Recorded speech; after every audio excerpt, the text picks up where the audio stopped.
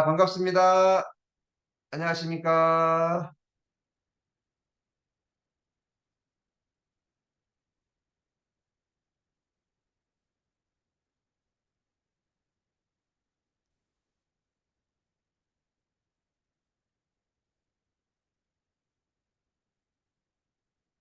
네, 오늘부터 30분 앞당겨서 5시 30분부터 아침 혼독 정성 시간을 시작하겠습니다. 네, 그럼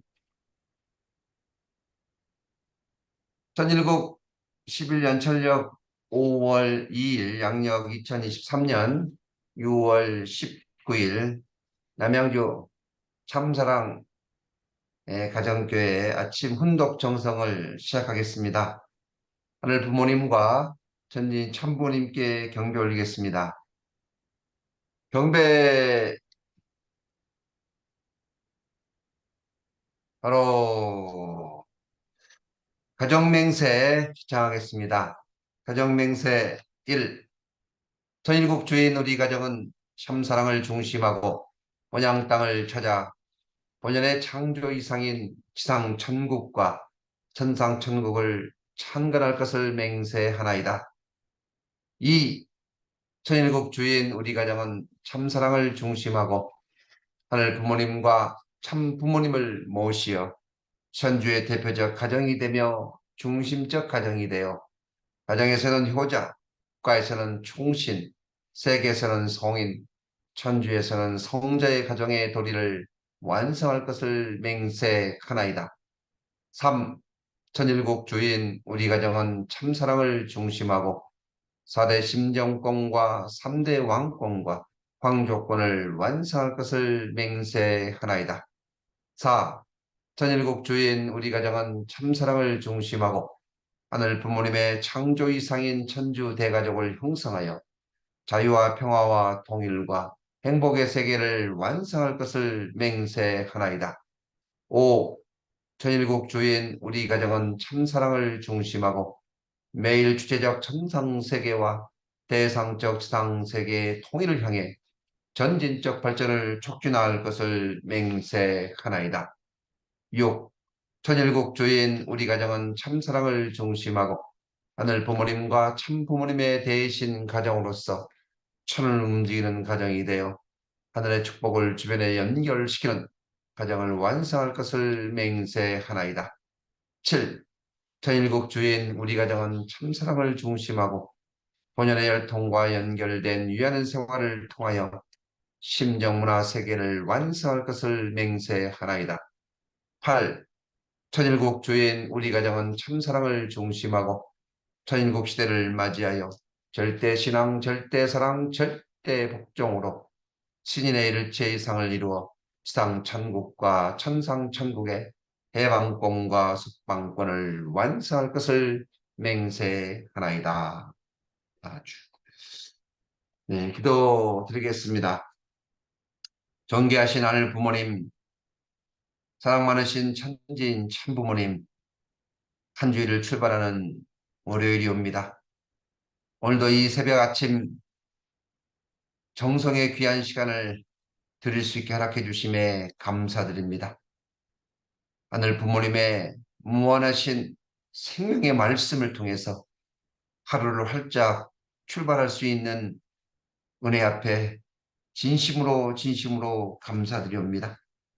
저희들이 하늘 부모님의 귀한 축복 가정으로서 생활하지만 진정으로 하늘을 저희들이 이해하고 또 하늘의 그 심정을 다 상속받고 참 부모님의 참사랑을 실천했느냐 했을 때 너무나도 부족한 저희들의 모습이었다는 것을 다시 한번 생각하게 되옵니다. 하늘 부모님 이 시간을 통해서 저희들이 온전히 하늘 부모님의 심정을 다시 한번 가슴속 깊이 상속받고 실천할 수 있는 우리들의 모습이 되어질 수 있도록 하늘 부모님 인도하시고 이 시간을 축복하여 주시길 간절히 빌고 원합니다. 오늘 우리의 정성이 조국 광복을 향해서 남북 통일을 향해서 그리고 오늘 참 부모님 소망하시는 전도의 놀라운 실적을 이루어낼 수 있도록 오늘 이 아침을 축복하시고 전체를 주관해 주시길 빌고 올라옵니다. 이른 아침부터 이 정성에 함께 동참한 우리 모든 식구님들 위해 크신 은혜와 사랑으로 함께하여 주시옵소서. 하늘 부모님 말씀 주시는 우리 용정식 회장님 위에도 크신 은혜와 지혜와 총명함을 주시고 오늘 이 시간 전체 위에 시종을 갖춰여 주시옵소서. 멀리 일본에서 그리고 저 미국에서 이렇게 줌을 통해서 이 시간을 기다리며 함께 동참하는 우리 축복 가정들 위해 하늘 부모님의 사랑이 충만하게 해주시길 빌고 원합니다. 전체를 하늘 앞에 맡겨올 적에 축복 중심 가정 박양명의 이름으로 보고하며 아뢰싸움나이다. 아주 네, 오늘 우리 홍순애 권사님께서 얼굴은 보이시지만 네, 소리가 안 들려서 제가 대신 기도를 했습니다. 우리 한 주일 동안 또 감사의 시간을 나누는 이 시간 됐으면 좋겠습니다. 어제 일요일 날 은혜가 넘치고 또 감사했던 하루였던 것 같습니다. 그렇죠? 네. 감사했던 내용 있으면 한번 서로 주고받는 시간을 갖도록 하겠습니다. 우리 반가운 얼굴이 보입니다. 박종대 재직회장님 반갑습니다. 안녕하십니까? 안 들리십니까? 지금 그 뒷배경 보니까 지금 그 식당의 뒷모습이 보이는데 네. 이금도 권사님 들으셨네요. 어젠 휴가도 못 들었다고 하더니 반갑습니다. 반갑습니다. 네. 홍순애 권사님 여전히 아름다운 모습이 보이고요. 우리 저기 치유 식구님이 누구신가요? 한번 자기 소개 한번 해보십시오. 네, 어디세요? 누구신가 한번.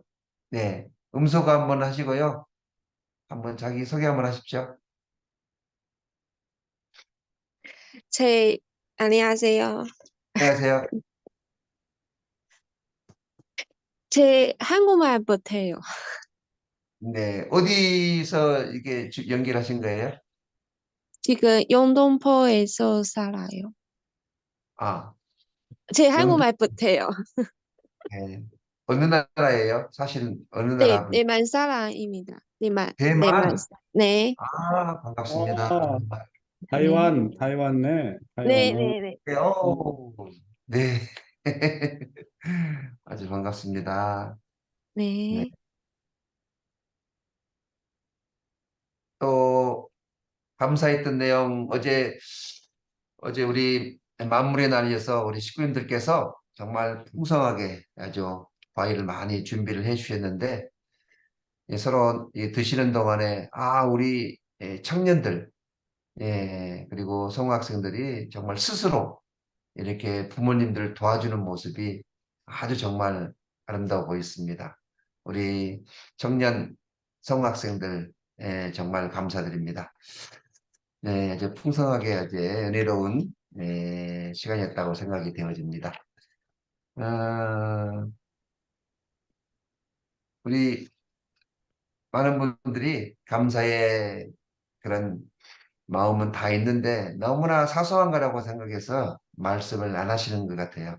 자, 내일은 제가 직접 이렇게 호명을 해서 조그마한 거라도 한 말씀 해주시면 우리 서로에게 이 시간이 더 은혜로운 시간이 될 거라고 생각이 됩니다.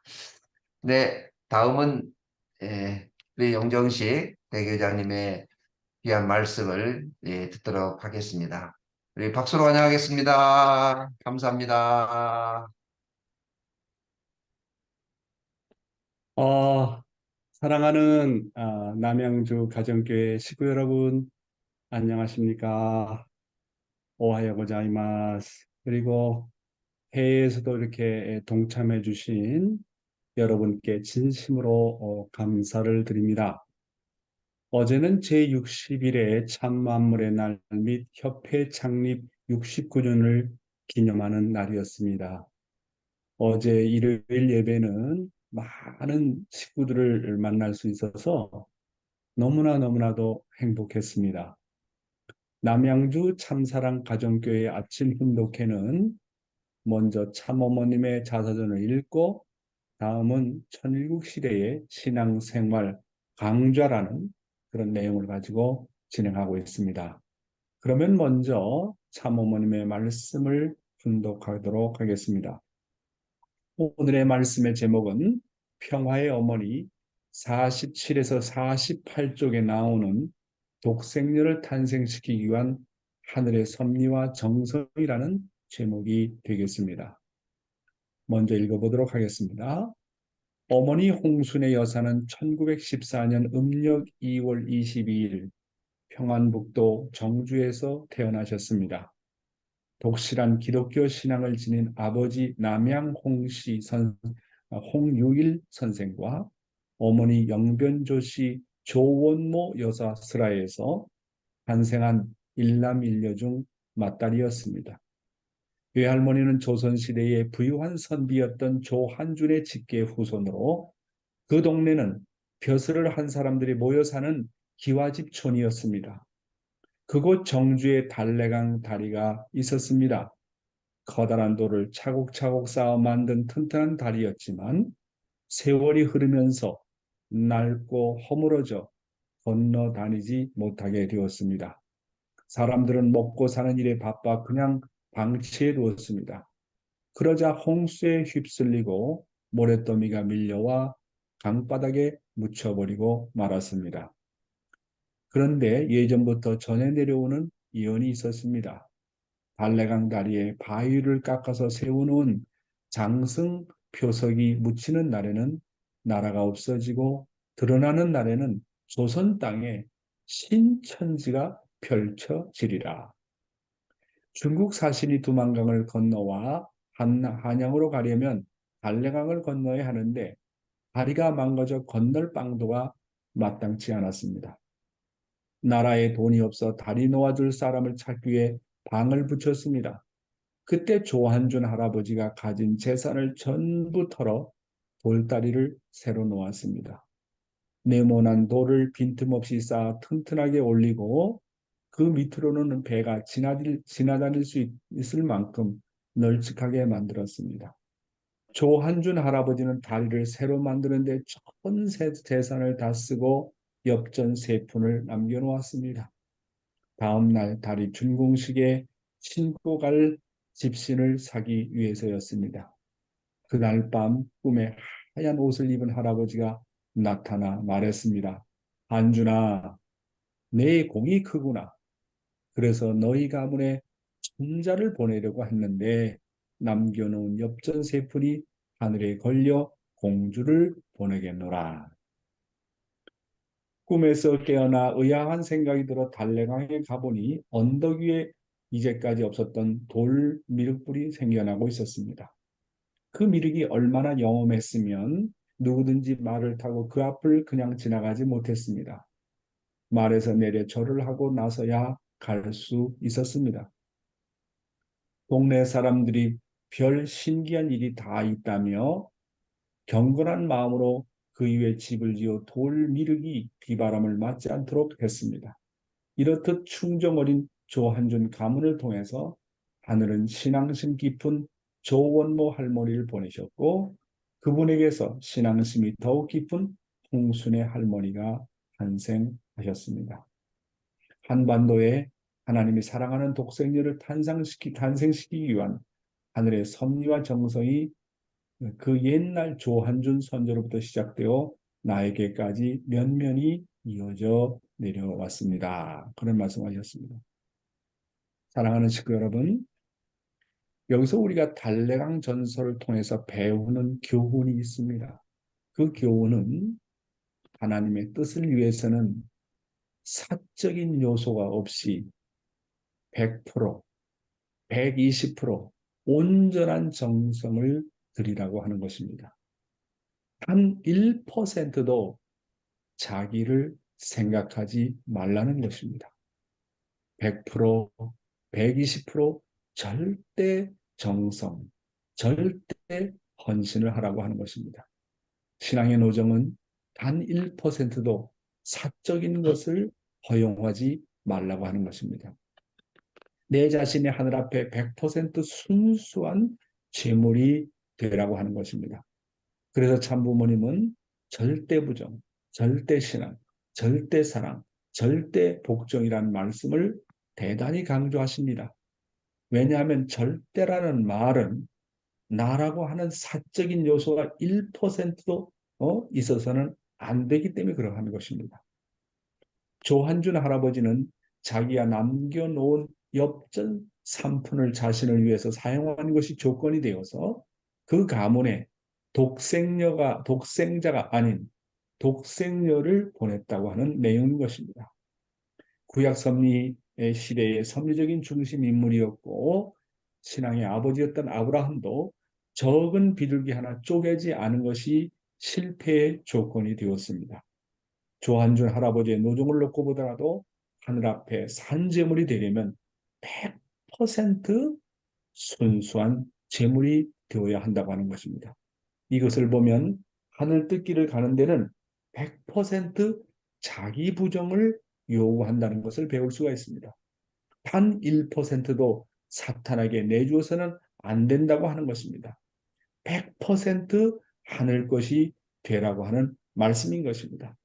그래서 신앙의 노정의 출발은 언제나 절대 자기 부정에서부터 시작하는 것입니다. 나는 내가 아니라고 하는 것입니다. 나라는 존재는 100% 하늘 것이라고 하는 것입니다. 그렇기 때문에 참부모님은 늘 절대 신앙, 절대 사랑, 절대 복종의 중요성을 누누이 강조하고 있지 않습니까? 절대 신앙이라는 것은 하나님은 나의 영원한 종적인 부모요. 참부모님은 나의 영원한 행적인 부모라는 것을 받아들이라고 하는 것입니다. 절대적으로 믿으라는 것입니다. 그리고 나라고 하는 존재는 내가 아니라 100% 하나님과 참부모님의 둘도 없는 자식이라고 하는 것을 받아들이라고 하는 것입니다. 그런 면에서 보면 죄라는 것은 뭐냐? 죄라는 것은 자기 자신을 자기 자신의 것으로 취급하는 것이 죄입니다.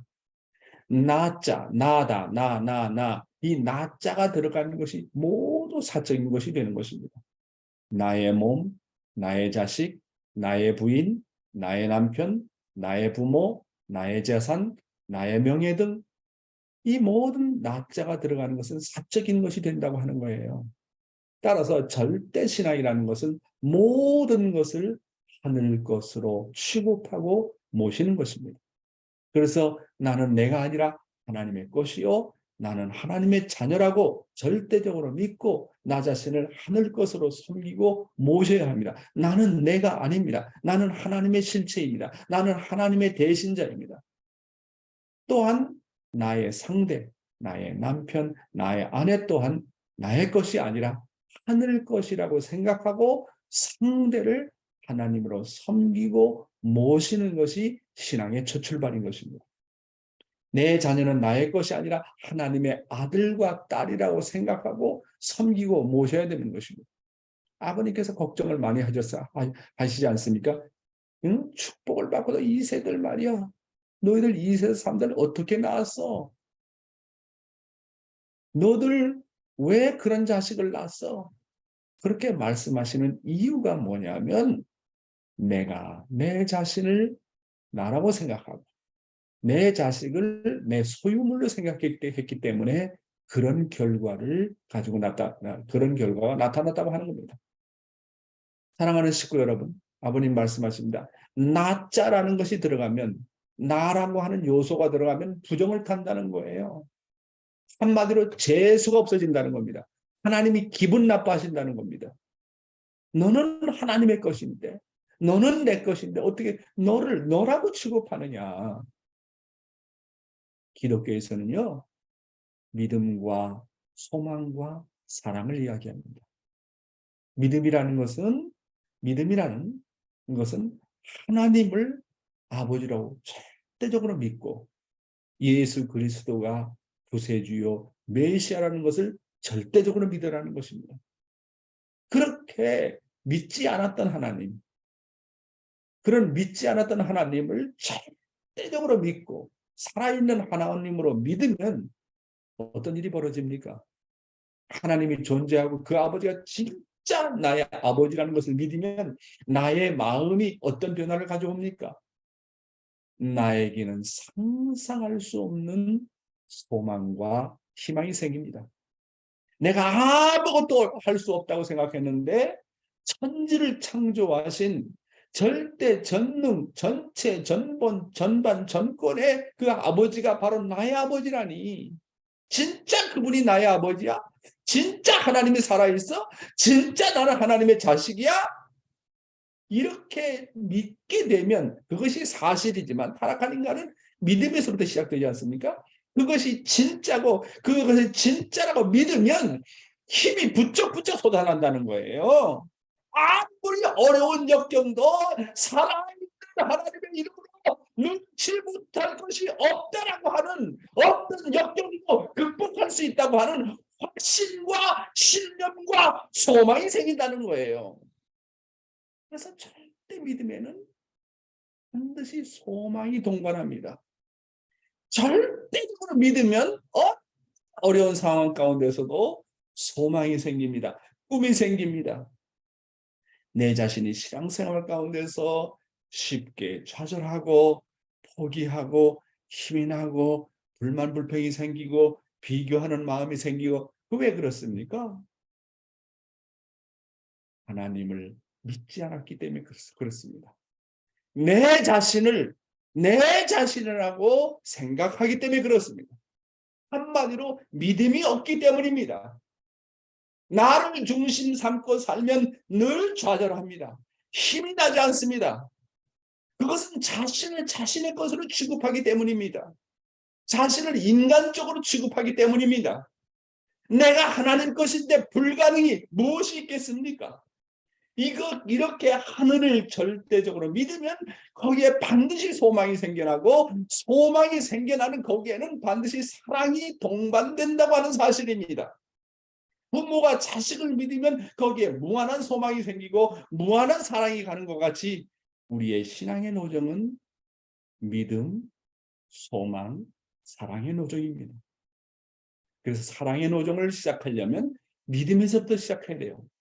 타락하는 인간은 믿음에서 시작해야 돼. 믿음이 뭐냐? 나를 하는 것으로 생각하는 것이 믿음이다. 나를 하나님의 자식으로 생각하는 것이 믿음이다. 그렇게 믿어봐라. 소망이 생기느냐 안 생기느냐. 소망이 가는 곳에 사랑이 가느냐 안 가느냐. 한번 도전해봐라. 이 믿음과 소망과 사랑의 노정을 자기 자신에게만 적용할 것이 아니라 자신이 관계하는 사람들에게도 적용해야 합니다. 내가 상대를 하늘 것이라고 믿어주고 또 믿어주고 불신할 수밖에 없는 상황에서도 믿어주고 또 믿어주고 어떤 어려운 상황 가운데서 상대를 위해서 소망을 품고 꿈을 심어주고 상대를 부모의 심정으로 품고 사랑하고 또 사랑하라는 것입니다.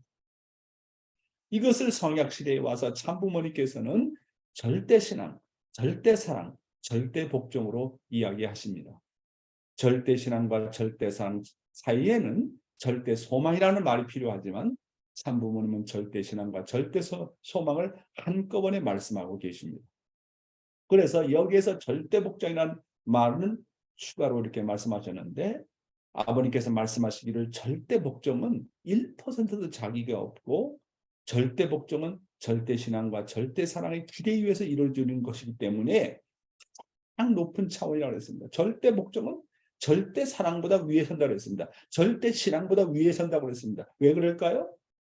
절대신앙과 절대순종이라는 것은 절대복종이라는 것은 절대신앙과 절대사랑의 결과이기 때문에 그렇습니다.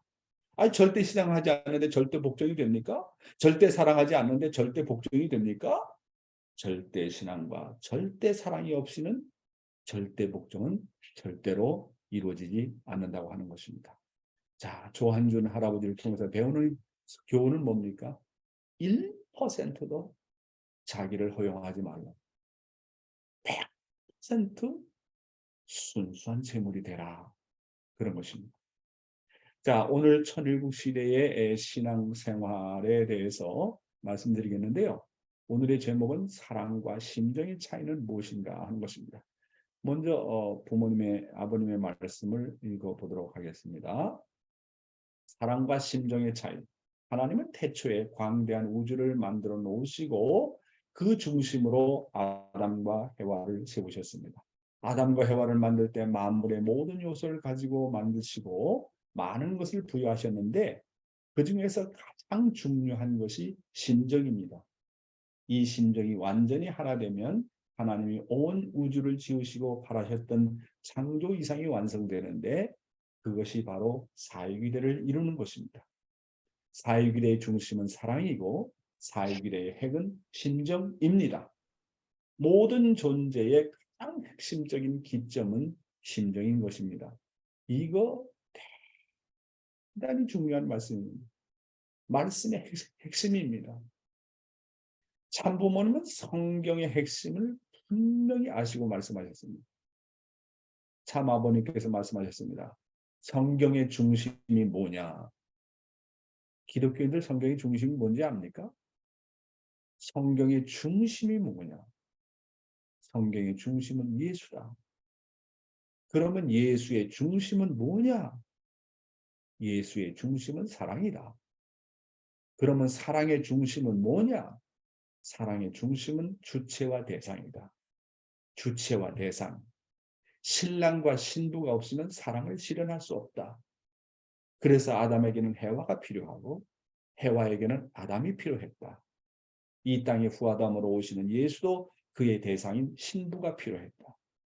그런 면에서 예수는 반드시 어린 양 잔치 즉 결혼을 해야 했었다.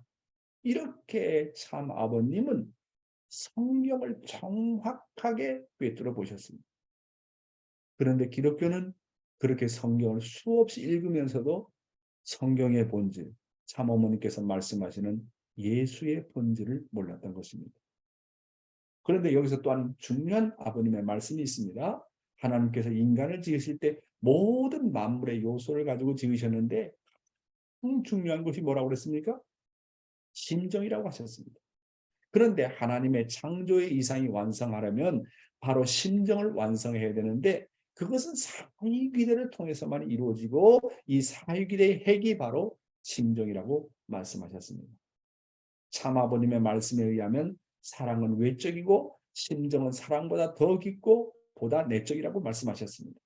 그런데 심정은 어디에서 경험하느냐? 그건 오직 가정에서만이 경험한다고 하셨습니다. 가정 어디에서 경험하느냐? 가정의 4대 심정권에서 경험한다고 하셨습니다. 4대 심정권이 뭡니까? 4대 심정권은 부모의 사랑, 부부의 사랑, 형제 자매의 사랑, 자녀의 사랑입니다.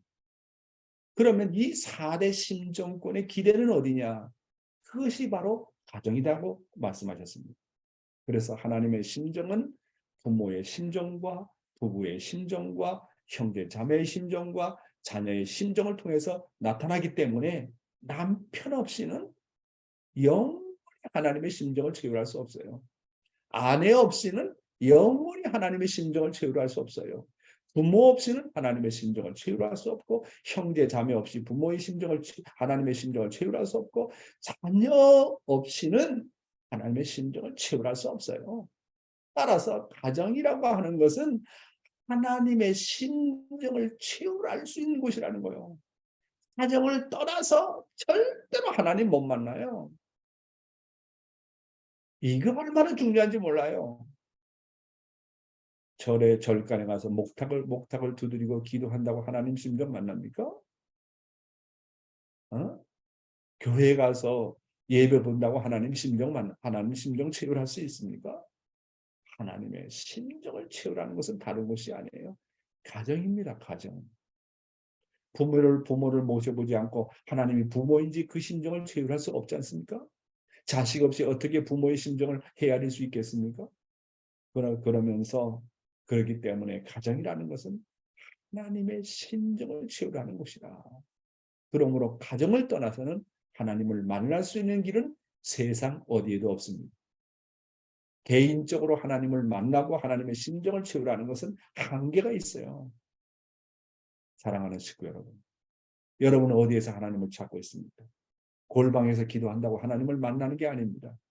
자기 남편이 하나님이고 자기 아내가 하나님이고 자기 부모가 하나님이고 자기 형제가 하나님이고 자기 자식이 하나님인데 어디서 하나님을 찾고 있습니까? 어디에서 하나님을 찾겠다는 겁니까? 천일국 시대는 더 이상 막연한 신앙을 하는 시대가 아닙니다. 하나님의 심정이 뭐라 그랬어요? 부모의 심정 플러스 부부의 심정 플러스 형제 자매의 심정 플러스 자녀의 심정 플러스. 그래서 부모 없이 컸다. 그러면 부모의 사랑, 그러니까 부모의 사랑 25%, 부부의 사랑 25%, 형제의 자매 사랑 25%, 그 다음에 자녀의 사랑 25%. 물론 그렇게 계산을 할 수 없지만 예를 들면 부인이 없다. 남편이 없다. 그럼 부모도 될 수 없잖아요. 자식도 없잖아요. 그럼 나 혼자야. 그럼 25%밖에 되지 않아요. 그렇잖아요.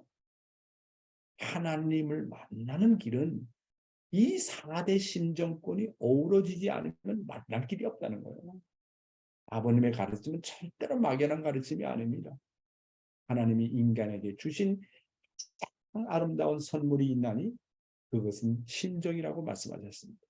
4대 심정권의 채울은 가정을 이루지 않고는 절대로 경험할 수도 없고 완성할 수도 없습니다. 이렇게 심정이 중요합니다. 그리고 가정을 중심한 이 심정권을 모든 면에 적용해야 돼요.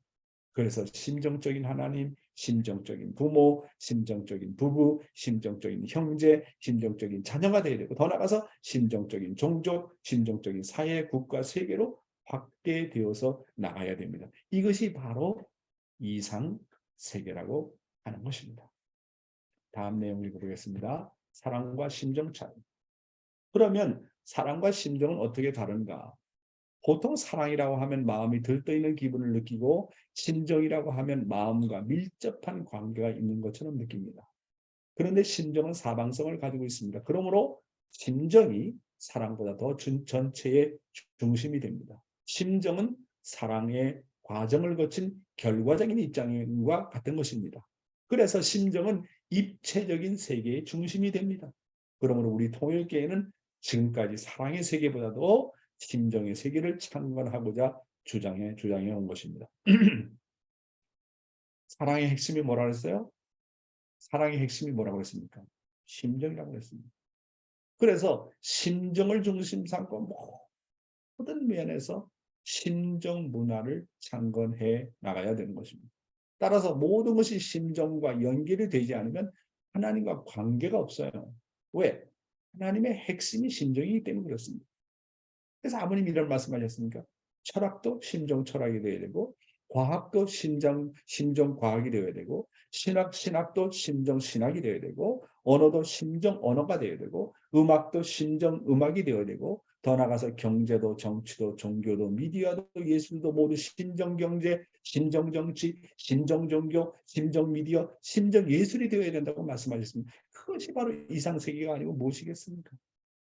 부모와 자식 간에 제일 중요한 것이 뭐냐? 그것은 심정입니다.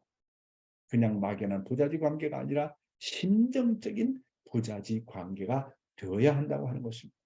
하나님과 나와의 심정적인 부자 관계, 산부모 나와 심정적인 부자 관계를 이루지 못하면 그것은 부자지 관계라고 말할 수 없는 것입니다. 그런 면에서 볼 때 심정이 제일 중요합니다.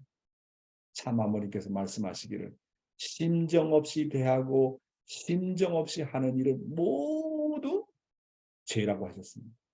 일을 하되 그저 의무감과 사명감으로 하는 것은 심정과 관계가 없기 때문에 모두 죄가 된다고 하는 것입니다.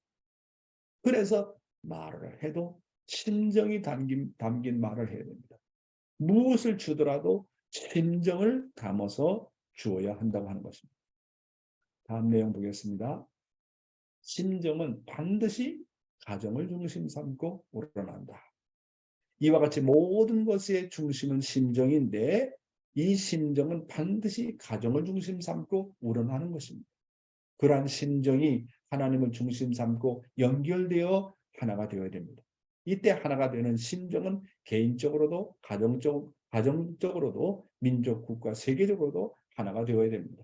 이렇게 볼 때 복귀 완성이란 심정을 빼놓고는 될 수 없습니다. 중심의 위치를 세울 수 없기 때문입니다.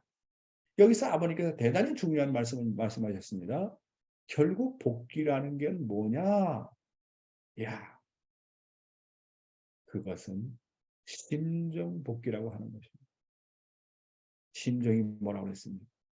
주지 않을래야 주지 않을 수 없고, 위하지 않을래야 위하지 않을 수 없고 밖에 없고, 희생하지 않을래야 희생하지 않을 수밖에 없고, 사랑하지 않고는 견딜 수 없는, 주체할 수 없는, 그것이 심정이라고 말하지 않았습니까? 우리는 타락으로 말미암아 다 그것을 잃어버렸어요. 그래서 복귀는 뭐냐? 심정 복귀라고 하는 거예요.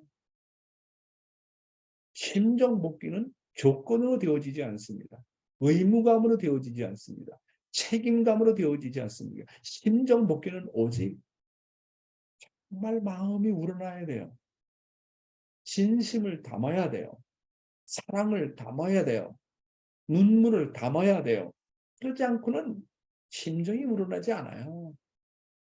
다시 말하지만 복귀는 뭐라고요? 심정 복귀라고 하는 것입니다. 우리가 믿음의 기대를 세우고 실체 기대를 세우는 목적은 어디였습니까? 그것은 결국 가정을 이루어서 심정 세계에 입문해 가지고 심정을 완성하기 위해서입니다. 심정 완성은 믿음의 기대, 실체의 기대를 통해서 절대 완성할 수 없어요. 믿음의 기대와 실체 기대를 세우는 것은 개인의 노정입니다. 아담은 생명나무로서, 해와는 선악을 알게 하는 나무로서 소생기를 거치고 장성기를 거쳐가지고 장성기 완성까지 도달해야 돼요. 그러니까 믿음의 기대와 실체 기대는 개인적으로 가는 노조입니다. 그러나 마지막 기대가 뭐라고요? 믿음의 기대, 실체 기대 위해서 세워지는 것이 뭐라고요? 그것이 심정 기대, 사랑의 기대입니다. 이 사랑의 기대는 혼자는 절대 갈 수 없어요. 이 사랑의 기대는 반드시 부부가 되어가지고 들어가야 돼요. 사랑은 혼자 할 수 있어요? 남자 혼자 사랑할 수 있어요? 여자 혼자 사랑할 수 있어요? 그렇기 때문에 심정기대라고 하는 것은, 사랑의 기대라는 것은 반드시 그 세계를 입문하려면 부부가 같이 입문을 해야 돼요. 따라서 사랑의 기대, 심정의 기대에서는 무엇이 중점이냐? 사랑을 완성하고 심정 세계를 완성하는 것입니다. 다음 내용 읽어보겠습니다. 심정은 반드시 가정을 중심 삼고 우러난다. 도의 길은 어떤 길이냐? 신의 세계에 대한 그리움이 사무쳐서 인간 세계의 그리움을 박차고 가는 길입니다. 사람을 좋아하는 이상, 자기 부모를 좋아하는 이상, 자기 처자를 좋아하는 이상으로 신의 세계를 좋아해야 합니다.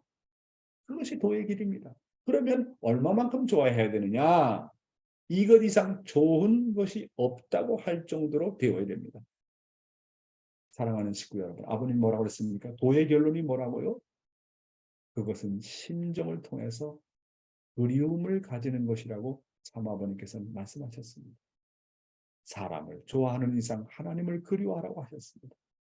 자기 부인을 그리워하는 이상 하나님을 그리워하라고 하셨습니다. 다시 말하면 하나님을 최고로 좋아해라. 왜 그럴까요? 하나님을 최고로 좋아하면 그것이 기준이 돼, 기준이. 응? 내가 마음을 다하고 뜻을 다하고 정성을 다해서 하나님을 최고로 사랑하면 그것이 절대적인 기준이 되어가지고, 그 종적인 것이 기준이 되어가지고 하나님을 그렇게 절대적으로 최고로 좋아했던 그 기준을 가지고 똑같이 내 아내를 사랑하고 내 남편을 사랑하고 내 부모를 사랑하고 내 형제 자매를 사랑하고 내 자녀를 사랑하고 이웃을 사랑하는 것입니다. 그렇게 이 종적인 기준이 그렇게 중요한 거예요. 그래서 성서에서도 가장 중요한 가르침 중에서, 율법 중에 가장 중요한 가르침이 바로 하나님을 사랑하는 것이라고 얘기했습니다. 그래서 마태복음 22장 34절에서 39절의 내용을 보게 되면 예수께서 사두개인들로 대답할 수 없게 하셨다 함을 바리새인들이 듣고 모였는데 그 중에 한 율법사가 예수를 시험하여 묻되 선생님 율법 중에서 어느 계명이 크나이까? 예수께서 이르시되 내 마음을 다하고 목숨을 다하고 뜻을 다하여 주 너희 하나님을 사랑하라 하셨으니 이것이 크고 첫째 되는 계명이요 둘째도 그와 같으니 내 이웃을 내 자신과 같이 사랑하라고 하셨으니 37절의 말씀은 뭡니까?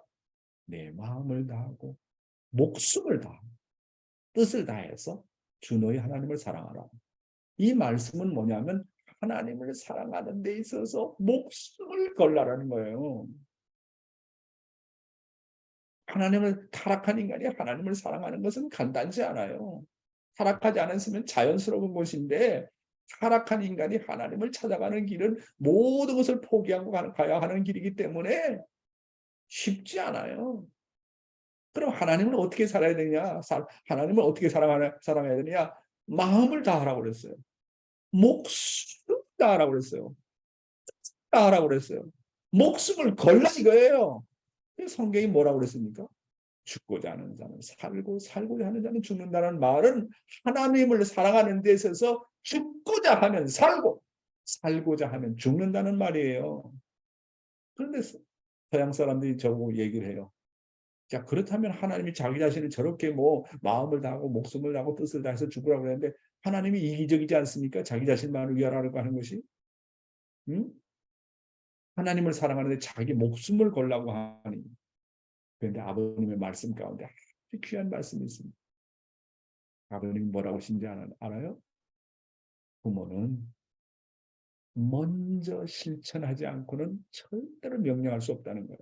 참된 부모는. 예수가 그런 말을 했다고 하는 것은 마음을 다하고 목숨을 다하고 뜻을 다해서 주 너희 하나님을 사랑하라고 했다는 것은 하나님께서 먼저 그렇게 실천을 하셨다는 겁니다. 인간 보고 목숨을 걸라 하기 전에 하나님은 인간 각자를 사랑하기 위해서 하나님이 목숨을 걸었다는 거예요. 하나님 자신이 마음을 다하고 목숨을 다하고 뜻을 다해서 나를 사랑해 오셨다는 거예요. 오늘도 그렇게 사랑하고 있고 내일도 그렇게 사랑하고 계실 겁니다. 하나님은 변덕 부릴 수 없어요. 나는 하나님을 배반하고 하나님의 속성이 뭐예요? 절대적입니다. 하나님은 변하지 않아. 내가 하나님을 배반해도 하나님은 나를 영원히 사랑해요. 절대적으로 사랑해요. 불변하게 사랑해요. 그래야 하나님 아닙니까? 그래야 부모 아닙니까? 마지막 슬라이드가 되겠습니다. 통일교에서 제시해 주는 내용. 통일교에서 무엇을 제시해 주느냐? 여러분의 심정적인 조건을 유발시켜 줍니다. 그렇기 때문에 통일교회는 마지막 길이라고 하는 것입니다. 진리를 유발시키는 것이 목적이 아닙니다. 물론 진리도 유발시키고 그 진리를 통해서 인격혁명을 일으키지만 거기에는 심정을 유발시켜야 될 주목적이 있다는 것입니다. 야, 이거 기가 막힌 말씀이에요. 이건 말씀의 핵심입니다. 통일교회가 왜 마지막 길이냐? 그것은 하나님의 심정을 유발시키기 위해서 존재하기 때문에 그렇습니다. 따라서 통일교회는 마지막입니다. 이 마지막 길을 떠나면 심정을 유발시킬 곳이 없다고 하는 것입니다. 따라서 통일교회 길은 마지막 길이에요. 통일교회를 떠나서 어느 곳에서, 어느 단체에서, 어느 종교가 하나님의 서러운 심정을 운운하는 사람 보았습니까? 그런 단체를 보았습니까? 하나님의 서글픈 심정을 위로하겠다고 해방하겠다고 하는 걸 봤습니까? 이거 보면 통일교회가 마지막 길이라는 거예요. 하나님의 심정을 운운한다. 서글픈 심정을 위로한다. 하나님의 한을 운운한다. 이게 마지막 길 아니면 그거 이상 뭐가 있어요. 그러니까 통일교회는 진짜 종교예요. 우리가 실천을 못해서 그렇지 말씀만큼은 원리만큼은 참부모님께서 본을 보인 것만큼은 진짜다 그거예요. 문제는 내가 가짜니까 문제지. 그렇지 않습니까? 우리가 말씀을 공부하는 목적은 말씀 그 자체에 있는 것이 아니요. 훈독회를 100회 읽었다, 200회 읽었다, 뭐 경배를 몇 배 한다. 그게 그 자체가 있는 게 그 자체가 목적이 아니에요. 정성을 드린다. 정성 그 자체가 목적이 아닙니다. 인격 혁명을 일으키는데 그치는 것이 아닙니다. 말씀을 공부하는 목적은 결국 진리를 통해서, 원리를 통해서 내 심정을 유발시키는데 그 목적이 있다는 것을 분명히 알아야 됩니다. 그래서 심정이 최종 목적지입니다. 아무리 원리를 공부하고 말씀을 공부해도 심정이 우러나오지 않으면 아무런 의미가 없다고 하는 것입니다. 야, 하나님의 심정세계. 요즘 하나님의 심정세계를 입문하기 위해서 어떻게 되느냐. 계속 심정에 대해서 제가 아마 한 3개월, 4개월 얘기할지 모르겠습니다. 그래야 하나님의 심정이 이렇구나. 심정세계라는 것이 이렇구나. 심정이 이렇게 중요하구나 하는 것을 깨닫게 되는 겁니다. 그래서요, 저를 포함해서 타락한 인간은 자꾸 들어야 돼요. 그래서 성경에서 뭐라고 그랬을까? 믿음이 어디서 나온다 그랬어요? 믿음이 어디서 나온다고? 믿음은 듣는 데서 나온다는 거예요. 하나님의 말씀을 들어야 돼요. 그래서 길바닥과 같이 그냥 아주 탁탁한 그 길바닥을 어떻게 됩니까? 거기다 곡식을 심으면 어떻게 갈아엎어야 돼요. 엎어야 돼요. 그래서 흙을 부드럽게 만들어야 돼요. 이 딱딱하고 이 외적이고 이 타락한 인간의 이 정말 길바닥과 같은 이 마음의 밭을 갈아엎어야 돼요. 갈아엎으려면 어떻게 되느냐 하면 자꾸 말씀을 경청해야 돼요. 말씀을 들어야 돼요. 그래서 성경에 말씀은 들음에서 난다. 자꾸 들어야 믿음이 생기고 자꾸 들어야 깨닫게 되는 것이죠. 그래서 아침 훈독회에 참여한다는 거 대단히 중요합니다. 말씀 한 번 듣고 두 번 들어서 되는 게 아니에요. 말씀을 많이 들었어도 내가 달라지지 않는데, 심정이 유발이 되지 않는데. 잘 아십시오. 원리를 공부하고 말씀을 공부하는 목적이 어디 있다고요? 심정을 유발시키는 데 있다. 심정을 우러나오게 하는 데 있다. 누가 푸시한다고 하는 것이 아니고 내가 정말 자동적으로 자발적으로 심정이 우러나오는 데 있다고 하는 것을 잘 이해해 주셨으면 고맙겠습니다. 오늘은 여기서 마치도록 하겠습니다. 감사합니다. 네, 귀한 말씀 주심에 감사드립니다. 감사의 박수 올리겠습니다. 고맙습니다. 네, 오늘 말씀 가운데 많은 은혜가 되셨을 거라고 생각이 됩니다. 네, 저는 말씀의 한 대목이 기억이 납니다. 네, 심정과 연관되지 않으면 하나님과 관계가 없다. 네, 우리 심정에 정말 얼마나 중요함을 다시 한번 느끼게 됐습니다. 우리 식구님들 말씀을 들으시고 은혜가 되신 내용, 그리고 혹시 가슴에 와 닿는 내용 한 말씀이라도 해주시면 대단히 감사하겠습니다. 네, 홍순애 권사님은 지금도 안 들리시죠? 들리시긴 들리시는구나. 네, 감사합니다. 또 안 들리시는데 이렇게 계속 켜놓고 계시는가 했는데 들려서 천만다행입니다. 네, 심정을 담자. 주는데도 심정으로, 받는데도 심정으로. 그렇죠. 참 귀한 말씀이라고 생각이 됩니다.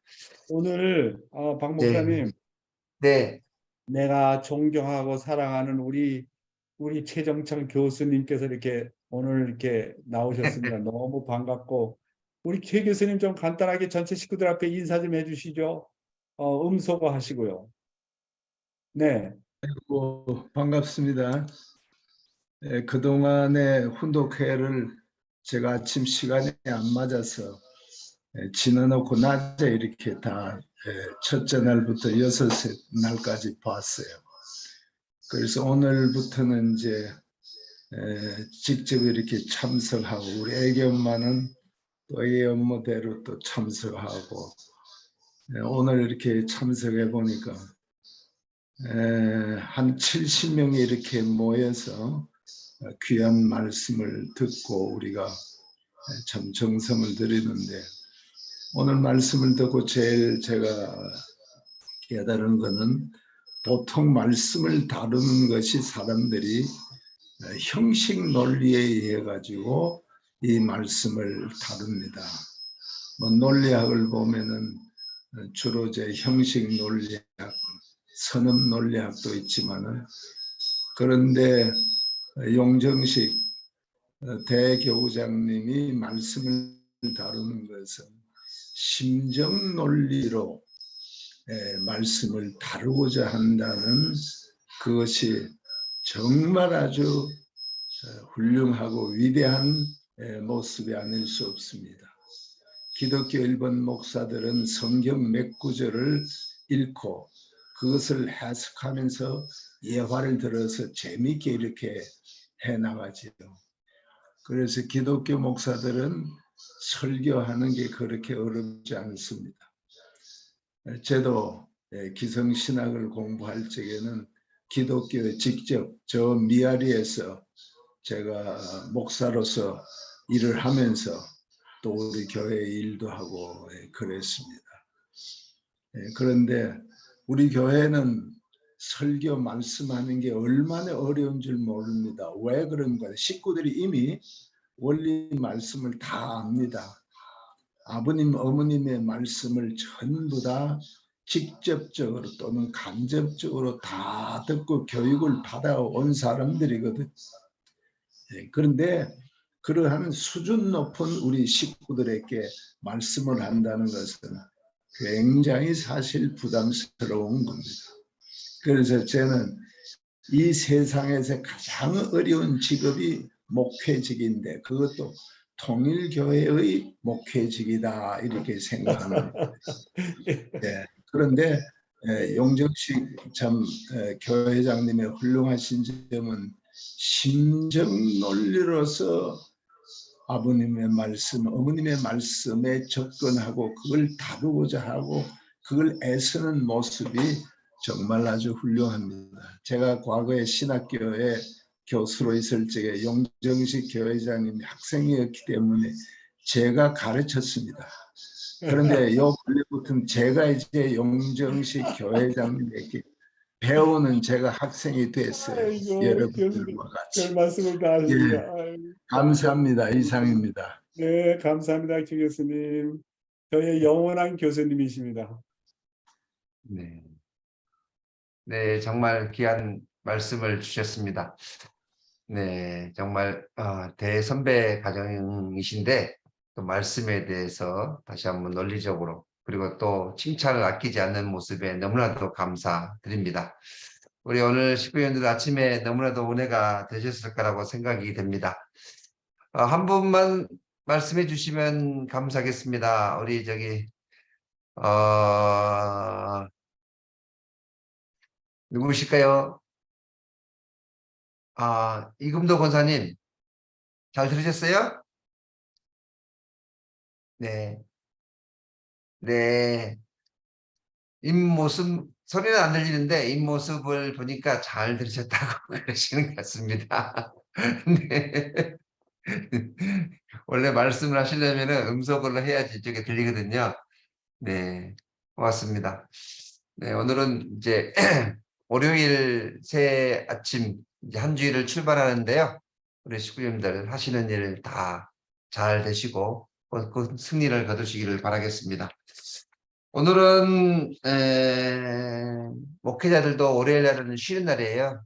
근데 특별한 광고는 없습니다. 내일부터는 1박 2일간 목회자 이제 워크숍이 있는데요.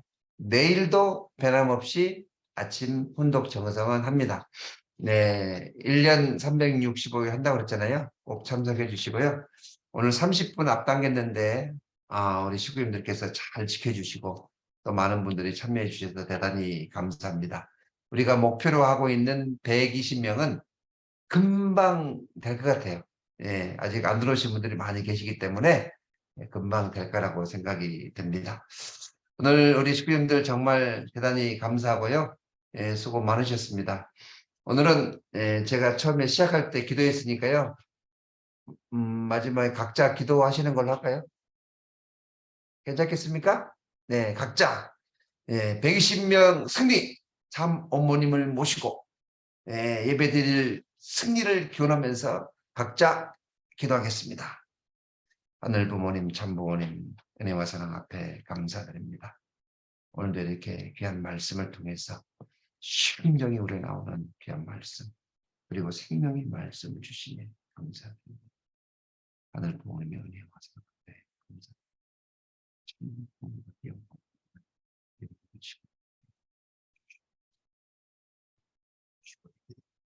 승리의 우리가 주께 되시고